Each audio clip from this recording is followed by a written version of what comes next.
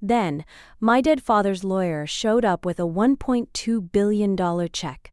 My name is Harper Quinn Moreau, and 3 months ago the entire state of Louisiana thought I buried my husband in a closed casket funeral paid for with spare change and a GoFundMe. They were half right. There was a casket. There was a priest. There were tears, plenty of them mine. But the man everyone mourned as Alexander James Moreau, beloved son, brother, husband, taken too soon at 31, never actually occupied the box.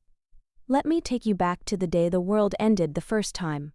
March 14th, Baton Rouge, Louisiana. I was 29 years old, 5 months pregnant, and standing in the rain beside a highway ditch where a black F-150 had wrapped itself around a cypress tree. The trooper who broke the news kept calling me ma'am in that soft southern way people do when they're about to destroy your life. Mrs. Moreau, we're sorry, no survivors. Dental records will confirm. By the time I got to the hospital morgue, the story was set in stone. Drunk driver crossed the median, Alex swerved, instant, case closed. I believed it. Why wouldn't I? I'd kissed him goodbye that morning while he stole the last beignet. He'd rubbed my belly and whispered, "Take care of our little Cajun for me, chair." Then he left for a quick meeting in New Orleans. That was the last time I saw him alive, or so I thought. The swindle 2 hours of hell. The funeral was March 18th. St. Francisville Catholic Church.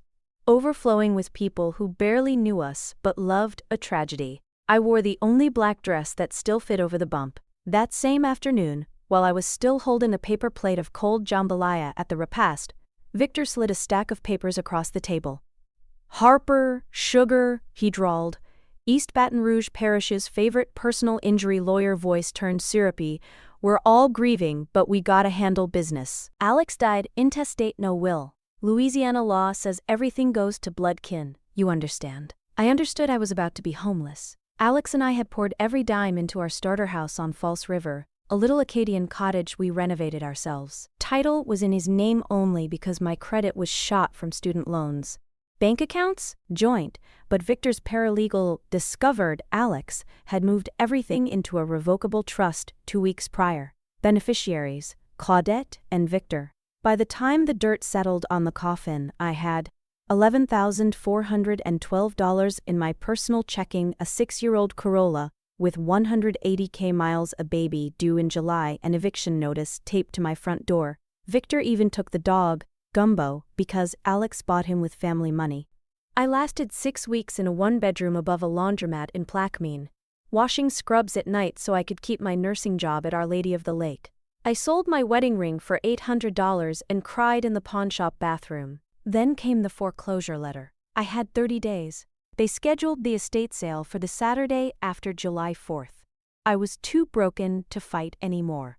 I just wanted to hold my daughter one time before I figured out how to be homeless with a newborn. On June 21st, I went back to the cemetery alone. 8 months pregnant, waddling between the headstones in 98-degree heat, talking to a marble slab that said Alexander James Moreau, 1993 to 2025. I laid a single white camellia on the grave and whispered, "I'm sorry I couldn't keep our house. I'm sorry I couldn't keep anything."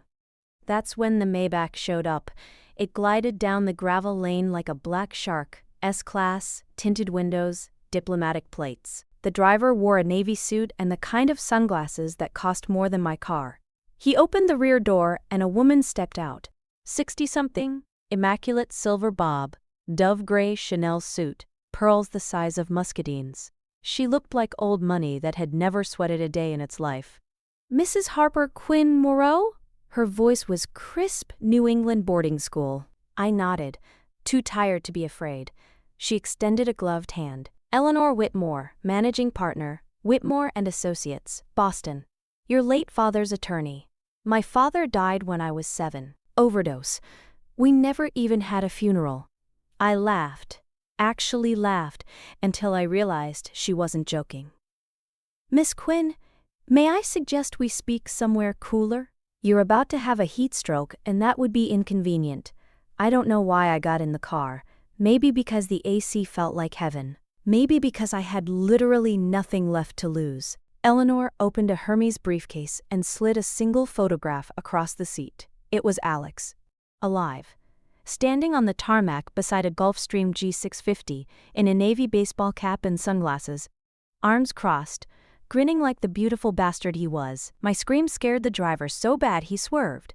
"He's not dead," Eleanor said calmly. "He's in federal witness protection, and he's been trying to get to you for 3 months, but Victor and Claudette had you watched 24/7. Today was the first day your tail was off duty." I couldn't breathe. "Start from the beginning," I managed. She did.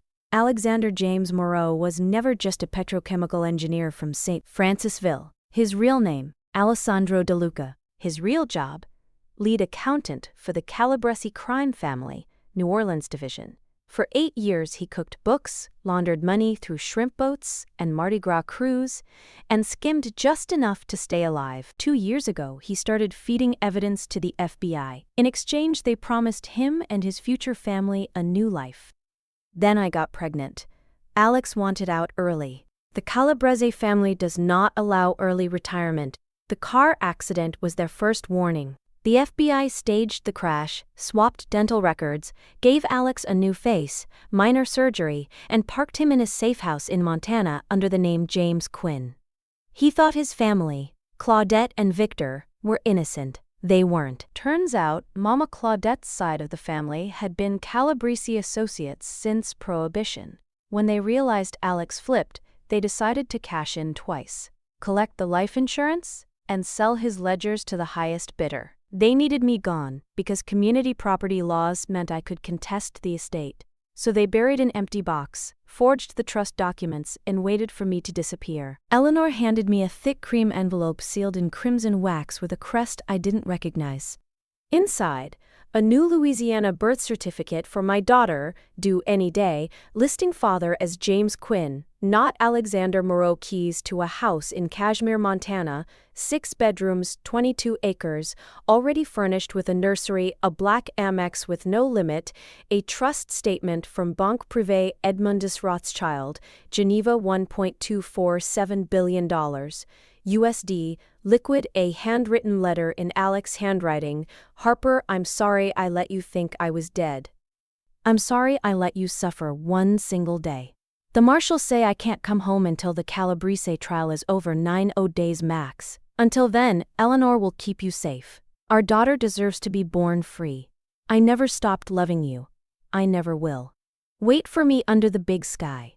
Your husband, the one who's very much alive." I cried so hard the driver pulled over. I did not go to Montana. Not yet. First, I went into labor that night. Perfect timing. The universe has a sense of humor. I gave birth to Delilah James Quinn at 3:17 a.m. on June 22nd, 8 pounds 2 ounces, screaming like she already knew the plan. 72 hours later, I walked into the St. Francisville courthouse wearing a custom ivory suit that cost more than Victor's BMW. Delilah asleep in a $4,000 Duna stroller, Eleanor Whitmore at my left, and 2 federal marshals at my back. Victor was there trying to probate the estate. He saw me and went ghost white. "Objection," I said to the judge, voice steady as Bayou Sarah. "The decedent isn't actually dead." I slid the death certificate revocation across the bench, signed by the U.S. Attorney General himself. Plus, Alex's sworn video deposition from an undisclosed location. The courtroom exploded. Victor tried to run. The marshals tackled him in the hallway. Turns out, forging a dead man's trust documents while taking kickbacks from a crime family is frowned upon. Claudette was arrested 2 days later trying to board a flight to the Caymans with 14 suitcases and a frozen casserole. Don't ask. The house on False River? Mine again, plus the 5 others they bought with Alex's blood money. I sold them all, except ours. Kept the little Acadian cottage, painted it the softest blue, hung new porch swings. The first snowfall came early. I was on the porch wrapped in one of Alex's old LSU sweatshirts. The marshals delivered 3 boxes of his clothes for the baby. When the black Suburban rolled up the driveway, he stepped out slower than I remembered, hair a little longer, new scar along his jaw, eyes the same storm gray that made me fall in love at 23. He didn't speak, just walked straight to me dropped to his knees in the snow, and pressed his forehead to my belly where Delilah was napping against my chest. I tangled my fingers in his hair and cried the kind of tears that come after you've already used them all up and the world gives you more anyway. Behind us, the northern lights danced green and purple across the mountains, like even the sky wanted to celebrate. They buried me broke at 29. They buried the wrong man. And somewhere in a federal prison in Louisiana, Victor and Claudette are learning the difference between a coffin and a consequence. The camellia I left on an empty grave that day, it's blooming now on our Montana porch, white as forgiveness, strong as second chances. This is Harper Quinn Moreau, wife of a ghost who came back, mother of a miracle, and the woman who turned $1 billion lie into the truth she was always meant to live. Clear skies and full hearts, Harper, out.